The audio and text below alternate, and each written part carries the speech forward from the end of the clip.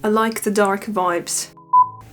You have secret desires, and this video will uncover them all. You ready? Let's go.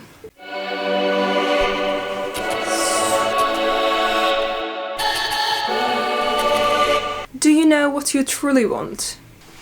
Do your everyday actions reflect your strive for those dreams and desires? Do you find yourself calling your parents or friends and reaching out as a last-minute decision or in a rush? Sometimes not even paying attention to what they say because you're being busy doing something else at the same time? Or are you keeping yourself busy with doing laundry or any other chores around the house while ignoring something that was on your to-do list for months? If any of these answers is yes, I can help you to regain certainty and make your everyday actions more intentional. Choosing values is an incredibly difficult task, but don't worry, I have 3 techniques to help you on this journey. The first technique is based on these 5 questions that I have picked from 4-hour work week. I have a link below. So let's go through them. Number 1, what are you putting off out of fear? Number 2, are you inventing tasks to avoid what truly matters? Number 3, what would you do if failure was impossible? Number 4, how much is postponing action costing you, financially, emotionally, and physically? Number 5, what temporary and permanent benefits can you gain if you succeed? You may be wondering how these questions are gonna help me to choose my core values. Well, I'm gonna say that it's gonna prompt you to think about where is your energy, resources, time going into? Are these everyday things that you do? Are these decisions based on something you truly care about? Or are you doing it because you prioritize other people, or you choose to please other people with these actions? So have a think about it, and I highly encourage you to stop the video right now and answer these 5 questions. So if the question technique didn't really help you and you're still a little bit confused about them, don't worry, we have option number 2. So this spreadsheet has been inspired by psychologytools.com. It's a great resource for therapy professionals out there.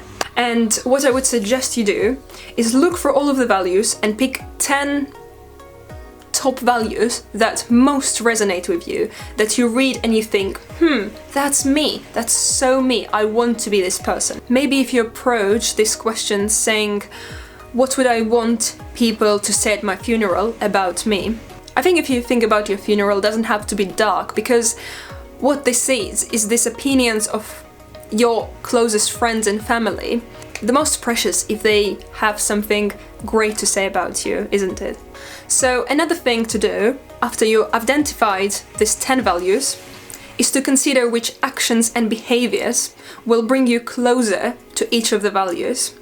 When I approached this task, I tried to pick the ones that would incorporate even multiple values within itself. So, for example, being accepting of myself and others can also include being considerate, understanding and knowing myself. I've put that things that I could move me towards the value would be practicing empathy, developing self-awareness, cultivating a non-judgmental attitude, and just being honest.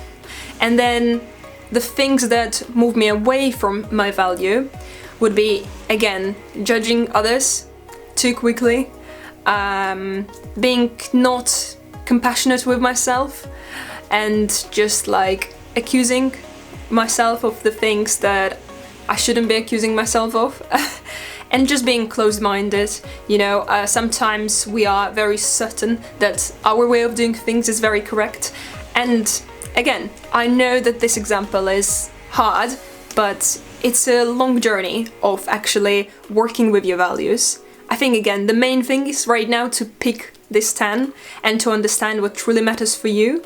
And once you know, you have these values, you can start slowly checking your everyday things or catching yourself in the moment, being like, am I doing this because of myself, because of these values that I have behind me, or because I'm trying to do something else, you know, that doesn't align, doesn't feel very right, and you know it. So maybe find a way to either not do it, to delegate it, to ask your friend to do it for you. As you saw in my example, not only am I thinking of what kind of tasks and behaviors to add to my routine, but also the ones that I should remove.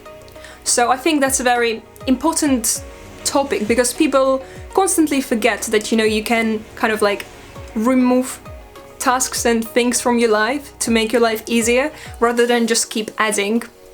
But that's okay, because, you know, we live in this society that you can get things delivered to you next day, and all of a sudden you live in this possession of so many little things that you don't really know.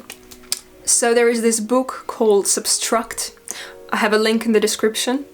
It provides a wonderful framework for achieving more by having less, and I really suggest you have read of that.